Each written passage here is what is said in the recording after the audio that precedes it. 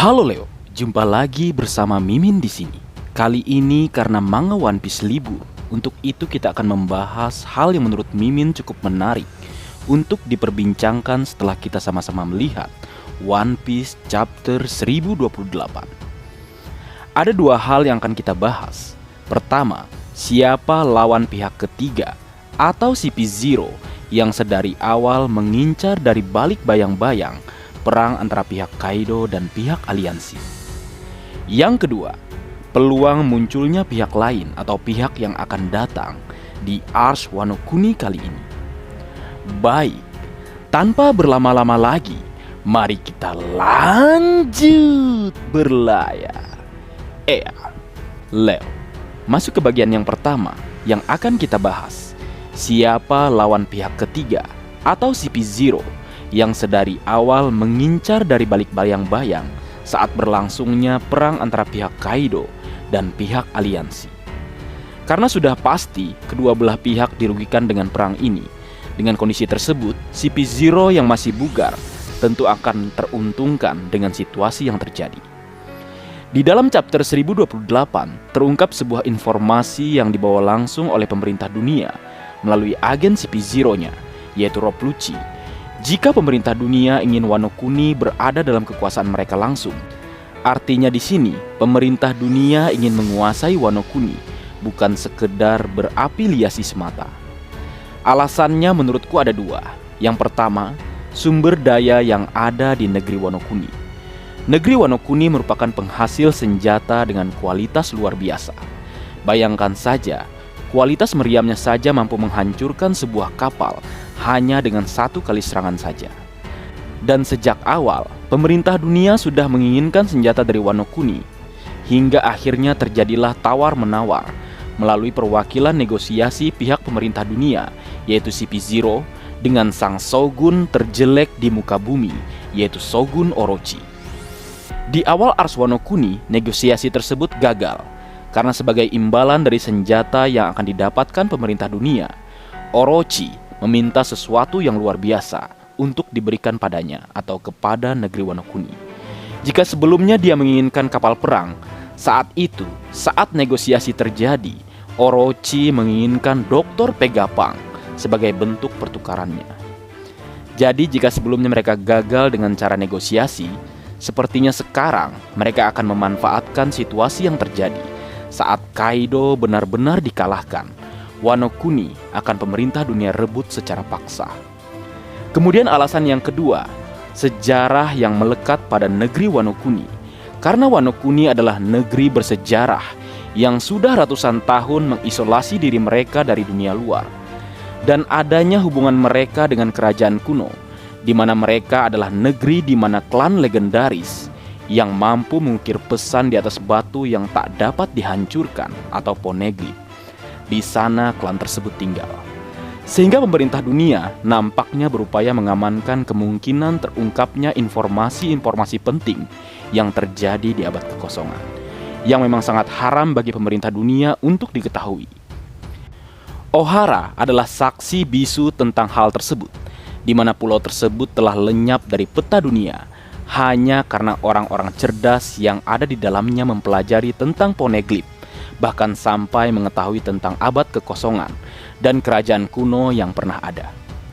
Kemudian jangan lupakan pusat badai dalam perseteruan bajak laut buas dengan aliansi Kozuki adalah kelompok bajak laut topi jerami, yang mana salah satu krunya, sebut saja Nico Robin, adalah orang satu-satunya di dunia yang mampu membaca poneglyph. Dan tentu menjadi kunci jika ingin menemukan One Piece atau mengungkap misteri dari abad kekosongan. Kaido dan Big Mom pun bahkan mengincar Nico Robin. Nah, pemerintah dunia melalui CP0 diminta secara khusus untuk menangkap sang arkeolog bajak laut topi jerami. Karena di Wano Kuni ada 3 CP0, maka ketiganya kemungkinan besar akan bergerak dan menangkap Nico Robin. Setelah itu, kemungkinan yang akan terjadi, ketiganya akan bentrok dengan kru bajak laut topi jerami atau kru Luffy. Lalu pertanyaannya, siapa saja mereka? Jika kita melihat kondisi nakama Luffy saat ini yang sudah tidak bertarung dan nampaknya masih fit dan siap berjibaku kembali, itu ada 3. Yang pertama tentu saja Soul King Brook. yang memang ada bersama Nico Robin. Saat ini dia masih full power, Leo, karena lawannya sebelumnya masih para kroco. Meskipun jurus-jurusnya yang dikeluarkan kece badai. Nah, sekarang kesempatannya untuk mendapatkan panggung pertarungannya. Dan entah kenapa, dari ketiga CP0, aku berpendapat salah satunya yaitu sosok dengan topeng wajah dengan pola janggut berwarna kuning akan melawan Soul King Brook.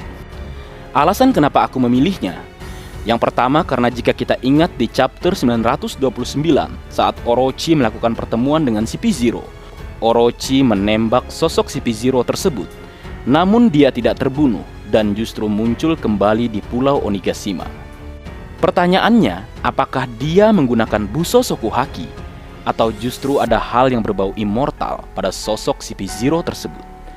Kemudian yang kedua, karena sosok CP0 tersebut nampaknya berasal dari suku lengan panjang yang sebelumnya juga terhubung dengan Brook saat masa time skip. Nah, berdasarkan hal-hal yang kusebutkan tadi, layak kiranya memasangkan Brook dengan sosok CP0 dengan topeng wajah pola janggut kuning. Kemudian kita berlanjut ke kru Luffy yang kedua dan yang ketiga yang kemungkinan akan ikut berjibaku dengan CP0. Mereka adalah Jinbe sang kasatria lautan dan Franky sang cyborg. Untuk Jinbe, pertarungannya sebelumnya melawan Hushu terkesan sebuah pertarungan yang singkat. Selain itu, untuk level bos Jinbe, meski terlihat cukup kerepotan, dia masih punya stamina yang cukup untuk bertarung kembali. Karena jika kita ingat juga, Jinbe ini adalah kru Luffy yang berasal dari ras manusia ikan yang terkenal akan staminanya yang luar biasa. Jadi pas jika bos Jinbe turun tangan, apalagi yang terancam Tante Robby. Canda-canda untuk statement yang terakhir ya, Leo. Kemudian bergeser ke sang cyborg atau Franky. Meski dia juga cukup kerepotan dan melalui pertarungan yang panjang melawan Sasaki, namun jangan lupakan, Franky ini cyborg. Dan sebelumnya dia bertarung menggunakan Iron Fire. Selain itu untuk hal stamina dan kekuatan, Franky hanya membutuhkan cola. Maka semua masalah akan beres, Leo. Dengan begitu, sang cyborg, bajak laut topi jerami, akan siap menghadapi CP0 untuk melindungi Nico Robin. Sehingga dengan begitu, pernyataan Nico Robin saat di Pulau Zoo akan menjadi kenyataan. Saat itu dirinya dikatakan akan selalu dalam masalah dan bahaya karena kemampuannya membaca poneglyph. Semua orang akan mengincarnya. Namun kala itu Nico Robin menjawab dengan senyuman. Dia tidak takut karena di sekelilingnya ada nakama-nakama yang kuat yang akan selalu melindunginya. Widih, 2 om-om dan 1 orang kakek akan melindungi Nico Robin. Keren gak menurutmu, Leo? Baik, sekarang kita masuk ke hal yang kedua yang akan kita bahas, yaitu kemungkinan pihak lain yang akan datang atau muncul ke Wano Kuni. Leo, jika kita ingat kembali di chapter 907, ada beberapa hal yang menarik. Saat Big Mom mengatakan pada Kaido jika dia akan menuju Wano Kuni melalui Denden Mushi, Marin atau Angkatan Laut sudah menyadap percakapan tersebut. Kemudian di chapter yang sama, Kizaru, aka Borsalino, bertanya pada Akainu, haruskah dia pergi ke Wano Kuni? Kala itu, Akainu meminta Kizaru atau Borsalino untuk menunggu, karena mereka tidak mengetahui seberapa besar kekuatan pasukan negara Wano Kuni dan juga tentu saja para samurai. Bahasa Akainu di sini hanya meminta Kizaru untuk menunggu, bukan untuk melarangnya pergi. Karena memang untuk bergerak ke wilayah yang tidak diketahui, ditambah ada 2 Yonko, perlu persiapan khusus dan tentu saja kekuatan yang hebat. Jadi besar kemungkinan Admiral Kizaru akan datang ke Wano Kuni. Kansnya sangat besar, Leo. Karena jika kita mengingat pernyataan Oda Sensei bahwasanya perang di Ars Wano Kuni adalah perang yang lebih besar dari perang Marineford. Jadi memang akan kurang lengkap jika pihak Angkatan Laut tidak datang ke Wano Kuni. Dan Angkatan Lautnya harus level Admiral yang datang jika ingin menyamai megahnya perang Marineford. Shichibukai boleh digantikan CP0 dan Pacifista yang merupakan mahakarya Dr. Pegapang bisa kemungkinan digantikan oleh SSG yang sampai sekarang belum diungkapkan seperti apa bentuk dan kekuatannya. Dan terakhir, Jangan lupakan fakta bahwa hampir semua supernova yang pernah muncul dan bertarung dengan Kizaru di Pulau Sabaudi saat ini ada di negeri Wano Kuni. Begitu kira-kira Leo, menarik menunggu kebenaran yang akan Oda Sensei ungkap selanjutnya. Bagaimana menurutmu? Adakah pendapat dan teori lain? Silahkan tulis di kolom komentar. Baik, mungkin segitu dulu yang bisa aku bagi bersama kalian Leo. Semoga kalian terhibur dengan apa yang aku buat dalam kesempatan kali ini. Terakhir, jika ada kesalahan dalam pengucapan atau hal yang menurut kalian kurang pas atau kurang tepat, Marga Anime memohon maaf yang sebesar-besarnya. Sekian.